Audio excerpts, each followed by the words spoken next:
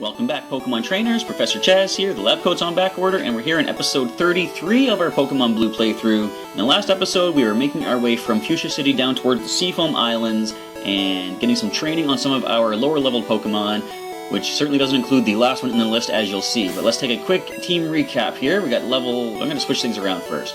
Lower level is this Pokemon you're trying to lead with, Snoozer the Snorlax. He is our strength user, as you see. Attack stat is 80, which is definitely very nice. He's got Strength, Headbutt, Amnesia, and Rest. He's got 83 experience till the next level.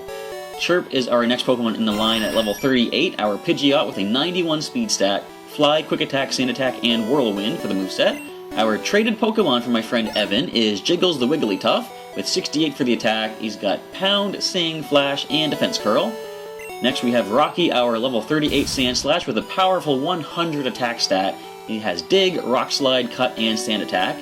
Shelbert, our starter Squirtle from Professor Oak with defense at 75. He's got Surf, Ice Beam, Bite, and Withdraw at level 39. And finally, 2 episodes ago, we captured the legendary Zapdos at level 50. Special is at 138. He's got Thunder Shock and Drill Peck. So with all that being done, we're finally going to make our way down towards the Seafoam Islands. We're going to breeze through the waters as fast as we can. Of course, surfing is relatively slow in this generation, even accessing it. As I've said before with HM moves, you need to go into the Pokemon list and choose to use the move, as opposed to walking up to the water and pushing A, discovering it's a nice shade of deep blue, and being prompted, do you want to surf? But regardless, we are on our way. We got past 2 trainers here last time. We're going to breeze past them and see if there's anyone else interfering with our arrival at Seafoam Islands. Currently, it doesn't look like it. Now, I think there's at least one more on the land when we get there, though. But there's another one in the water. We're going to get some experience for our Snorlax. Seafoam is a quiet getaway. Yes, because there's nothing there except caves. You actually need to travel through the caves to be able to access the other side and continue on towards Cinnabar Island. So here we see a level 30 Seadra, which Snoozer can easily handle. Will he outspeed? Didn't think so. We're going to use the Headbutt first anyhow. Critical Water Gun, and we still shrug that off. That would be like a 5-hit KO if they go for it again. And the Leer fails to connect. Strength Attack drops the Seadra. That's the one downside with Snoozer at the moment. He does have limited PP on both of his attacks, but he's about to learn nothing. I'm pretty sure he's getting Body Slam relatively soon, though. So, Strength should finish the Horsey. We're going to continue on, looking for some more trainers. Just looking to find the caves of the Seafoam Islands. Oh wait, there's one more trainer. Sorry, one more Pokemon. Here we go. Well, Strength dropped this because the first Seadra survived it, but I was at lower level and Headbutt is lower power. Come on, one hit? Just about. We're going to use the Headbutt now. Now please don't miss, thank you. I don't want to lose as much PP as I can, thanks to missed attacks from those almost said sand attacks, smoke screens. Anyway, quit it! Never! There's a huge cavern underneath this island. This island, that implies it's nearby. It's nearby! Alright, we made it to Seafoam Islands. I think there's a junior trainer here somewhere. Seafoam Islands, definitely. Actually, there's a swimmer down here. Let's just go ahead and finish with this. I'm gonna hop on Shelbert. I hit A on the water. See, that's how used to I am for the, that's how used to the current generation I am. I love floating with the fishes. Well, they're gonna be sleeping with the fish. I'm kidding. That is not the best thing to say. But anyways, single Pokemon. Beauty sends in a Sea King. King of the Seas right there. At level 35. Well, it's definitely power. We're going to Strength away. Fury Attack misses. This is a 2-hit KO? Well, it is now, but I'm going to go with the Headbutt. Again, to spread out the PP a little bit more. Fury Attack does connect this time, though. Don't think we need to worry about a KO off of that, though. And the Sea King has been dethroned. Youch! Hot stuff, eh? Want to float with me? I would love to, but not right now. I have some adventuring to do! So we're now in Seafoam Islands. Now this is a bit of a maze. I know there's stuff you have to push the boulders around, and that is why we do have strength. Alright, where do I push this one though? I'm going to start pushing it randomly and see if I can find a hole! Right here. Push that right in. Now I can drop down that hole, I'm pretty sure, but I'm not going to. I might be in second generation you need to drop down the holes. But we did see another hole over this way. I'm pretty sure we can push a boulder into that one. Ooh, a wild seal! Level 30. Easy experience. We're gonna go headbutt. And actually has some pretty decent defense then, because it survived the headbutt.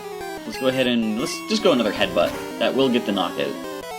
We're going to see some new wild Pokemon as we travel through these Seafoam Islands. There's a number of ice types that appear down here. Alright, here we see, so Seal is technically just a water type, but it evolves into water ice when it becomes Dugong by level up. And I'm sure there are wild Dugong in this area. Can we get the knockout with the strength now? I don't know. Not after that growl, perhaps. Let's strength away once more. Of course, the speed tie worked against us in the first turn, so we would actually lose our attack stat. Level 35! Come on, show me the body slam. There's the body slam.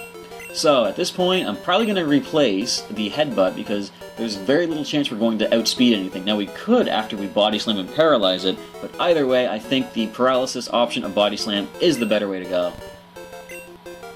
No more headbutt, and Snoozer has body slam. Alright, so let's push this boulder down the hole. In fact, since there's a ladder right there, I'm going to test and see if we actually can drop in these holes. Yes, we can. Oh, look at this. Let's push that right down now. I didn't even plan that. And a Shelder. Let's try out the new body slam. That's the nice thing about getting the new attack, too. We gain more PP, and we paralyze on the first hit. Full paralysis. Let's strength away. Now the one downside to the whole have to go into the menu thing is every time you switch to a new floor, of course, I have to reselect strength. Now let's drop that right in there. I'm not going to drop down that hole just yet, though. In fact, what I probably should do... Ooh, Wild Krabby! What I probably should do is drop down the other hole and make sure I push that boulder further down, too. The Leer fails. Haha, body slam away. Now, Krabby has pretty decent defense, but not good enough to survive that very well. And down goes the Crab Hammer Pokemon. So yeah, let's just go right on ahead and back to this hole. Drop down. And push the boulder. To save time, I should have done that originally, but a little too late for that. In fact, to save time, maybe what I'll do is every time I push a boulder down the hole next, I will follow it down. Just make sure it gets to where it's supposed to go. So let's go ahead and body slam the Staryu. This should drop it. The defenses cannot be as good as a Krabby, I'm sure.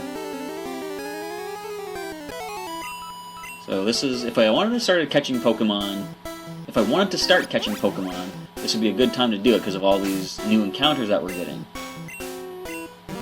Alright, so Jiggles is level 37. Yeah, Snoozer still needs the experience for the time being. Now the reason I'm not going down that hole, I'm pretty sure... Nope, never mind. Okay, so we're going to go down that hole. I was going to say, I'm pretty sure that it lands in the water down below, and there's no need for me to go down there just yet. But we continue. There's a wild Dugong. Now, I'm pretty sure that they learn Horn Drill naturally. I don't know if they would have it at this level, though. They do have Stab Aurora Beam, though. And it lowers the attack stat. So let's go ahead and switch into... I think probably... I'm going to go Chirp. No... He moved me with the Aurora Beam. Let's just go Jiggles. We'll start pound attacking. I was going to say pounding attack. Well, how much is this going to do to us? Not terribly much. Now, don't lower our attack stat again. No, it's a critical. I'm going to sing it to sleep. I need to use the X accuracy. I really need to use the X accuracy, but at this point, the Sing is going to connect, of course, because the odds are in our favor. I might just go back into Snoozer, because his attack stat will be reset by going back to that Pokeball. So let's go ahead and bring Snoozer out. Now, there's a quick way to get through the Seafoam Islands to continue the adventure, but I'm sure many of you, if not all of you, are currently aware of this, but there is something going on down here that I want to explore and check out before leaving the Seafoam Islands. So I'm going to drop down the hole and push that boulder. Of course, the other one's on the other side. gotta find our way back up from here. Looks like this is the only way to go. I'm not totally familiar with the layout of the Seafoam Islands, unlike I was with the power plant, so this might take me a little bit of backtracking to get all the way through. Hopefully I can clear this all out in a single episode, though, because I want to get to our next Pokemon gym and get the next badge. So something I forgot to mention, actually, in the last couple episodes, you've probably noticed that I now have learned how to use my video capture and editing program to update the layouts on the fly. Like I've been adding in whenever a new Pokemon join the team, and new badges are being collected. So it's a little bit more work for me in, you call it post-production, but I just like the way it looks, so that's probably what I'm going to go with from now on. Let's go ahead and get a quick heal up, unless we flinch. Okay. Well, we can handle this. No! We just lost our Snorlax! As I say, every time something like this happens, it is not a Nuzlocke. You know what? You are taking a legendary Thunder Shock from Zapdos. That was uncalled for. Go ahead and Aurora Beam, see what you can do. A Headbutt, that's even worse.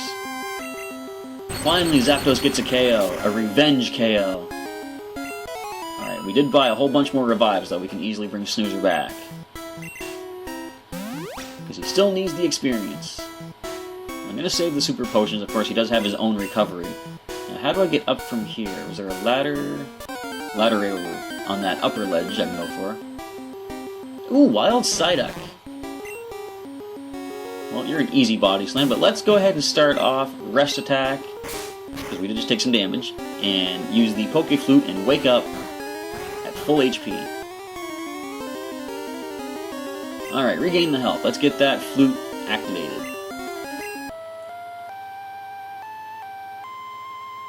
I love that little tune. Some people might hate it because it does take a little bit longer than simply using an item, but I like it. It's something to entertain you while you wait for the effect to occur. Does this drop this Psyduck in a single hit? Yes, it does. Nice stab body slam from a Snorlax. Here we go, there's the way up. This should connect us to the upper area that we can. Drop down the other hole and push the boulder one more time. In fact, I just realized I probably should have followed that first boulder down again. I'm just wasting so much time all this backtracking. Alright, Tail Whip, that's fine. Can the strength get the KO? We didn't go back to Fuchsia City to get that item from the Warden Slowpoke's house, though. We'll do that eventually. Let's just hop down these holes. Hop down one more. And push the boulder where it needs to go. I'm actually going to follow it down and just see where it takes me. I'm pretty sure it lands in water after this, though.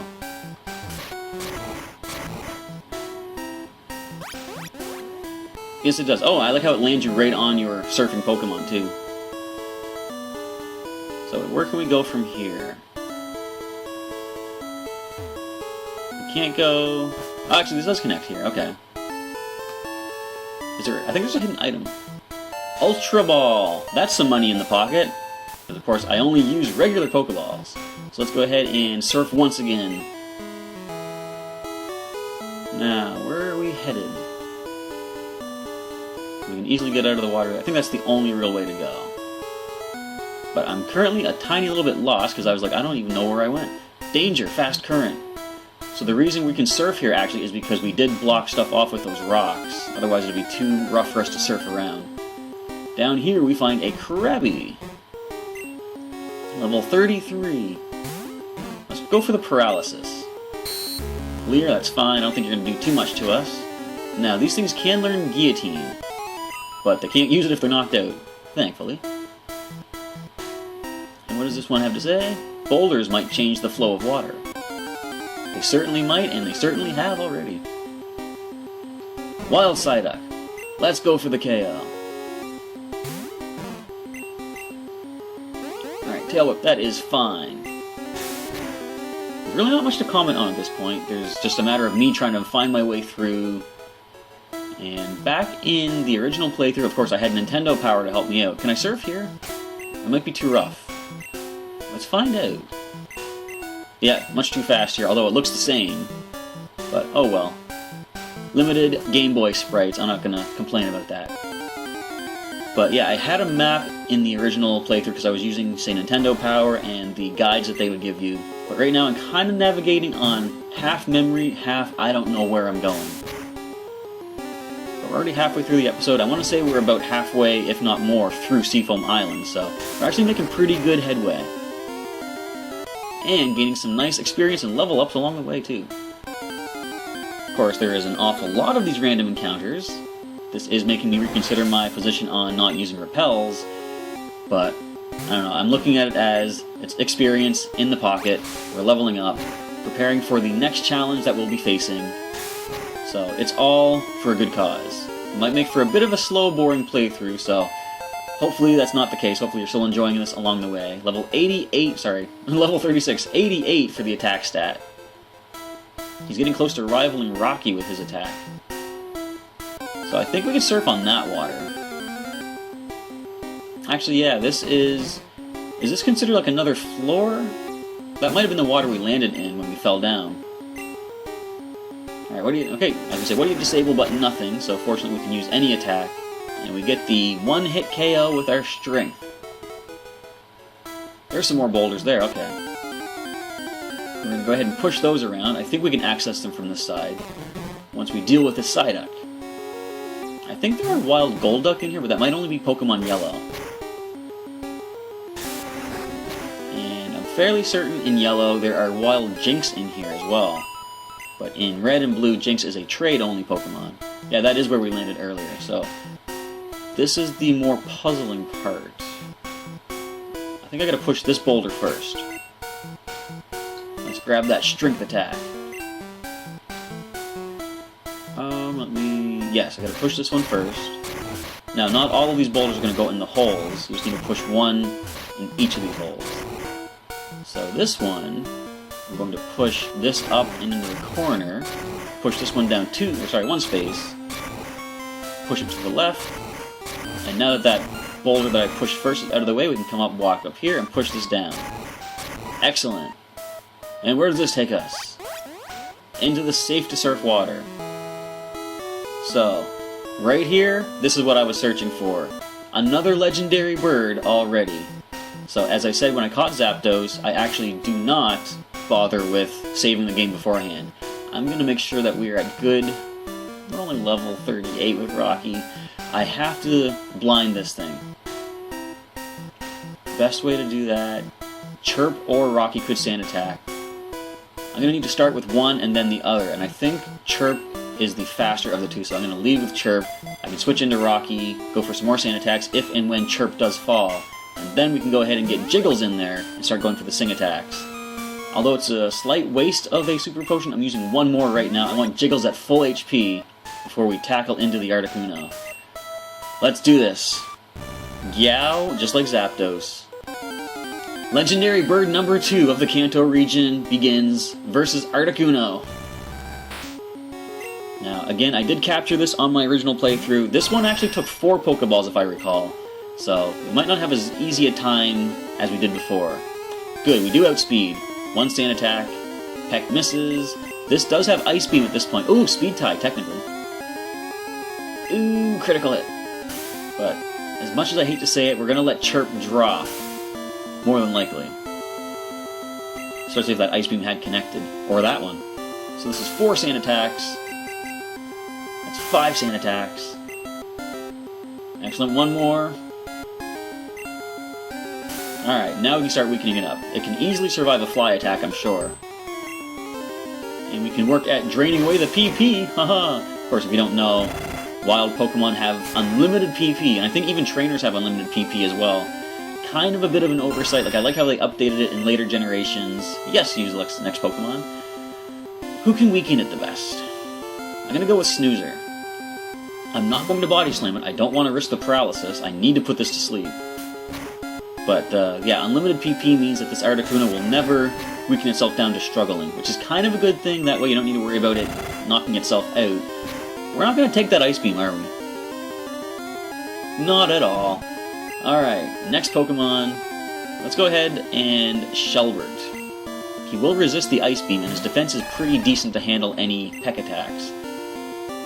We could try to slow it down if we had something else, but we're going to just Surf Attack. I'm sure it can handle that. The legendary birds have some pretty good special stat all around. Nice powerful Surf does hardly anything to worry about. But we're going to need to keep weakening it with Surf. Based on the damage it did, we could probably even keep using this until it gets to the red. Come on, Shelver. We didn't use you against Zapdos, but of course you would have been one-shot by the Thunder Shock. You can do some work against Articuno. I'm going to go one more Surf for right now. A critical will bring it pretty low. And at this point, I'm going to switch into Jiggles and go for the Sing attack. This is the reason why I didn't actually trade back to get Pikachu just yet, because I still need Jiggles. I need something resistant, or not resistant, but not weak to the Flying-type Peck attack, or Ice Beam as well, to be able to sing this Articuno to sleep as far as capturing. Alright, so we dodged the Peck attack. Now we're actually going to use one of those X accuracies. We have 2 of them. Now the Sing attack should hit every single time. At least it hit this time. Of course, I was being a little bit exaggerific. It wouldn't always hit every time, but now that it's asleep, it's in red HP. Now we're going to start the same routine with Zapdos, Pokeball after Pokeball. Instant Breakout. Now, I don't know how much a Pound attack would do to it, so I'm not going to risk that. I'm just going to keep throwing these Pokeballs. We do have 50. Eventually, one of them is going to do the trick. So bear with me as we continue our struggle against the Articuno. I want to add another one-time encounter legendary into our collection. Still asleep, excellent. Sleep does last a lot longer in the earlier generations than it currently does, which is nice for when you're capturing something. It's pretty unfortunate when you're afflicted by sleep yourself, though. So, come on, Pokeball, let's do this. That's our 5th one. Zapdos took how many? Like 23, I think it did? So, we could be in for a long haul here. There's number 6, and it wakes up. Alright, now we go for the Sing once more. Ice Beam does connect. It's more powerful than Thunder Shock. I don't think we're going to take that one. But hang in there, Jiggles, come on! Yes, you barely hang in there. So at this point, I can go ahead and go for some Super Potions, but I'm actually just going to go with the Pokeballs now. I have a good feeling that we're going to capture it this time. Well, it's asleep this time, I mean to say. So come on, another Pokeball. That is our 8th one using against Articuno. Breaks out, wakes up. We're going to Sing once more. And I think I want to play it safe. Now I'm going to actually go for some Potion. We'll use this time while it sleeps to get Jiggles back up to full. I should have probably considered investing in some Hyper Potions just for Jiggles. Because we're wasting 3 turns getting his HP back to full. But as long as we keep dodging those attacks, thanks to the sand attacks from Chirp earlier, we're actually in a pretty decent spot. Alright, our Wigglytuff back to full HP. And Articuno is still asleep. Now we can go for a Pokeball. This is our 9th attempt, I believe. Still breaks out. And wakes up. Let's Sing it back to sleep. Good, we dodged the Ice Beam. I love that X accuracy. It's really coming through. Like I said, I should have thought to use that against Zapdos, but at least I thought of it this time, though. Pokeball, let's do this. And still breaks out. But with enough patience and perseverance, of course, the reason why people would use a stronger Pokeball is because it's so much easier and quicker. But for me, this is more rewarding, like just the fact that you can overcome the odds. And it's just random chance, of course. There's nothing really that I've done to affect it. But overcoming the low catch rate and the low, use of the Pokeball, just to me it feels more rewarding.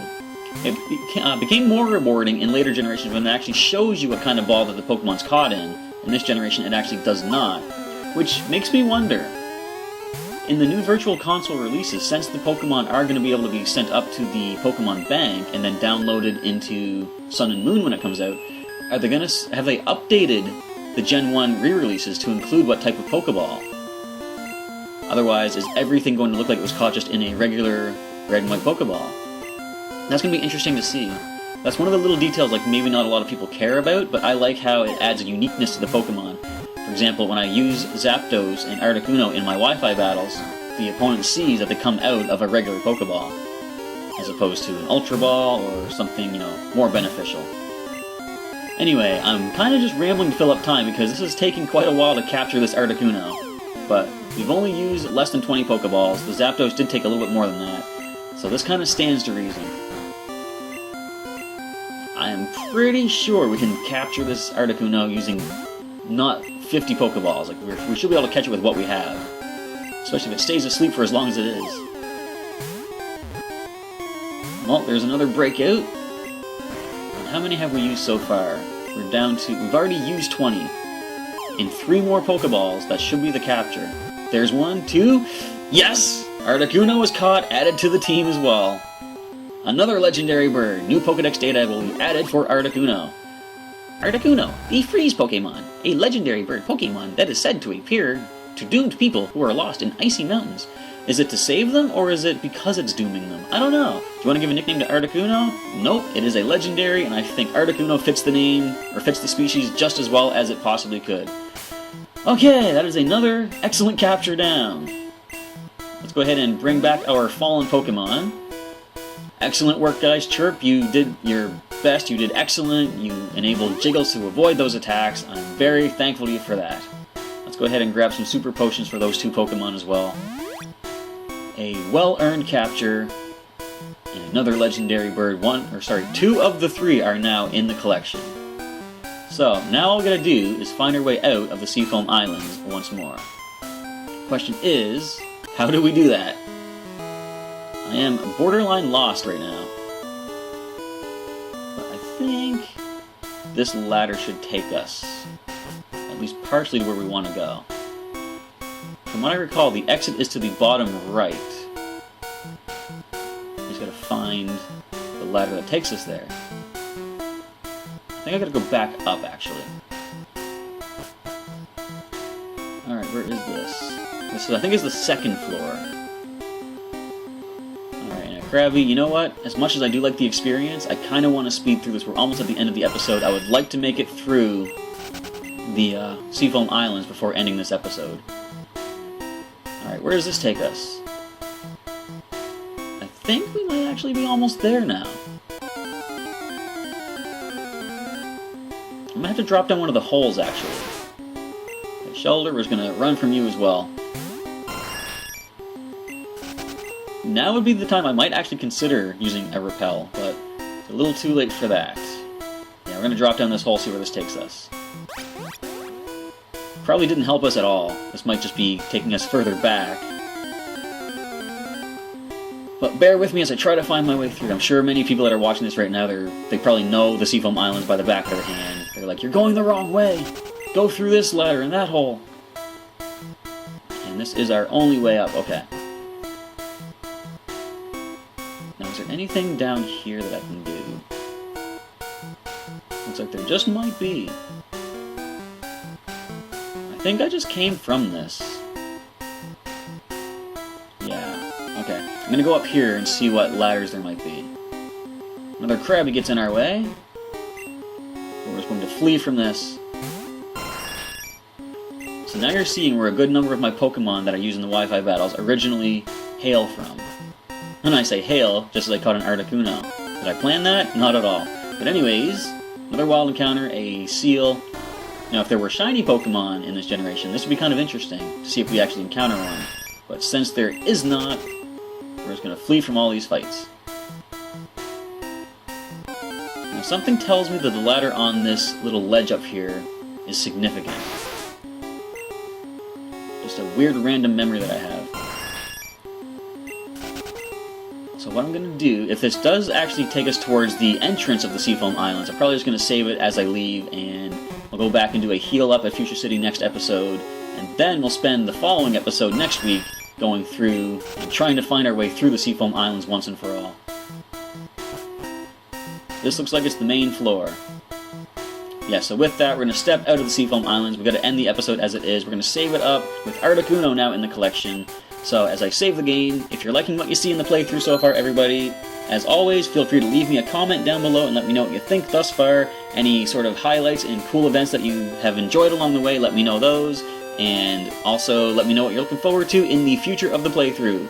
With that, next Tuesday will be the next episode as we make our way through the Seafoam Islands and head towards Cinnabar Island for the next Pokemon League badge and Cinnabar Gym. With all that being said, we're going to end off the episode today. I want to say thank you for checking out today's episode, everybody, and I will catch you next time.